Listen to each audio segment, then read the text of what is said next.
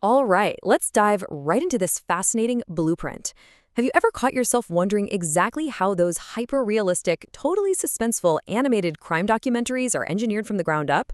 Well, in today's Explainer, we're unpacking something really unique. We are looking at a master AI video prompt. And look, this isn't just any prompt. It's a meticulously crafted blueprint for a 15-minute Pixar-quality animated documentary pitch.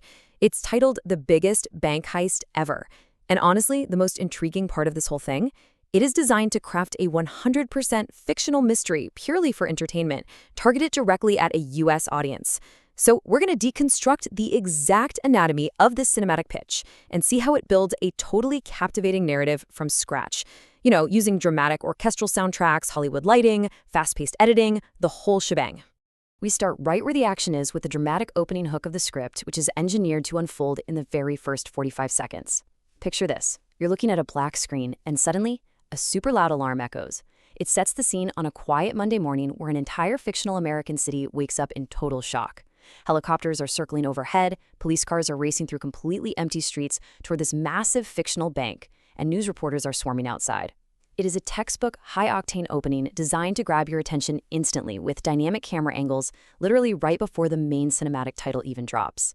And that brings us to the core mystery established by the narrator. I mean, how do you solve a massive bank loss when there are almost no obvious signs of what actually happened? This rhetorical question puts us, the viewers, directly into the shoes of the fictional investigators who are facing an impossible crime scene and a totally missing fortune. By framing the narrative this way, with an enormous loss but zero clear explanation, the pitch instantly hooks our curiosity. It kind of forces you to lean in and try to piece the puzzle together yourself. Which brings us to Chapter 1. Meet the investigators. Now, what's really interesting here is how this diverse cast provides absolutely every angle you'd need for a fast-paced investigation full of cinematic close-ups and dramatic twists. Just look at this breakdown. We have Detective Jack Carter and Police Chief Robert Hayes holding down the local law enforcement side of things. Then, Emily Brooks steps in as the FBI agent for that crucial federal oversight, while Daniel Reed brings all the technical know-how as the security expert. Sarah Collins gives us the outside investigative media angle as the journalist. And of course, you've got to have the antagonist, right? Enter a mysterious figure known only as the Ghost. Every single one of these original animated characters is perfectly engineered to keep the story moving from multiple engaging viewpoints. So, as the initial shock wears off, we move straight into Part 2. The investigation begins. Following these chronological steps, the blueprint lays out a very classic procedural format. Step 1. The police establish the crime scene, and we get these intense interview-style reactions from fictional witnesses.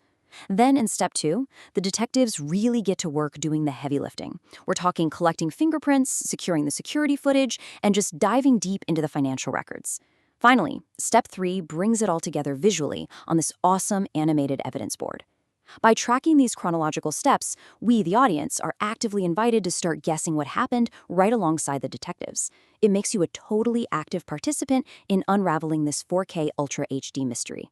But look, a straightforward investigation wouldn't really make for a thrilling documentary, would it? So we hit Phase 3, a trail of hidden clues.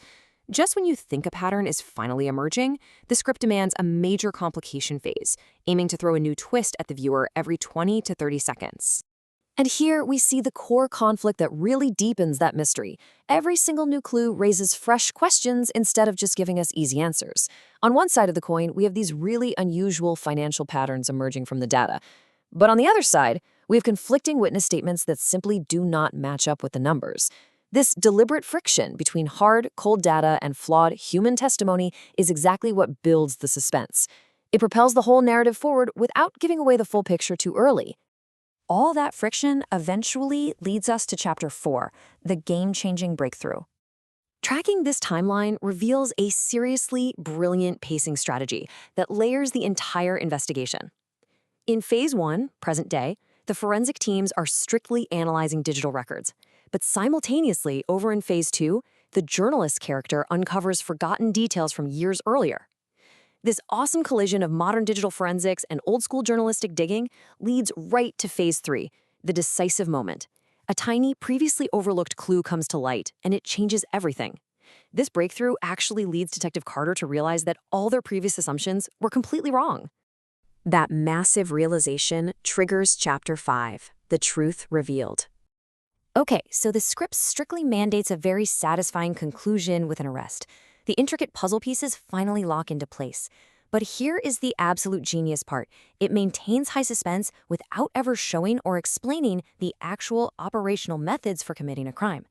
Investigators have to identify the fictional suspect strictly through evidence, which leads the authorities to make the arrest. It's a fascinating constraint.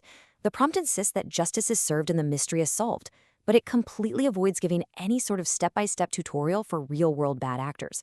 The focus remains 100% on the investigation, the evidence, and ultimate accountability. Which brings us to our final required chapter, Part 6, Justice and Lessons Learned. The story can't just end with handcuffs. It needs a moral message tailored for its U.S. audience. The production requirements demand clear takeaways for the viewer. It really highlights the importance of strong security systems, the absolute necessity of ethical behavior, and the immense value of professional investigations.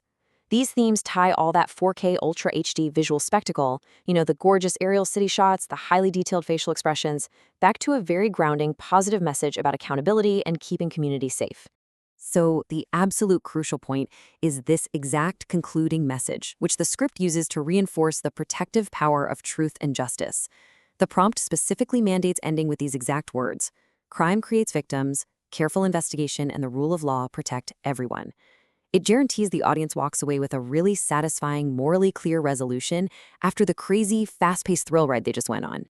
Right before fading to a black screen to ask the viewer to subscribe for more of these cinematic, animated mystery documentaries, the pitch transparently acknowledges its most important rule.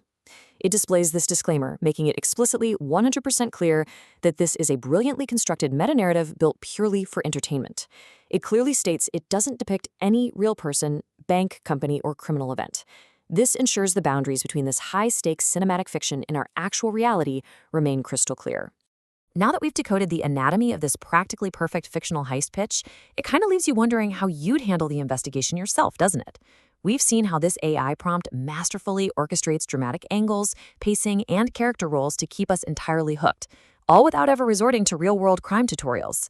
So, considering everything we've unpacked in today's explainer, I've got to leave you with this.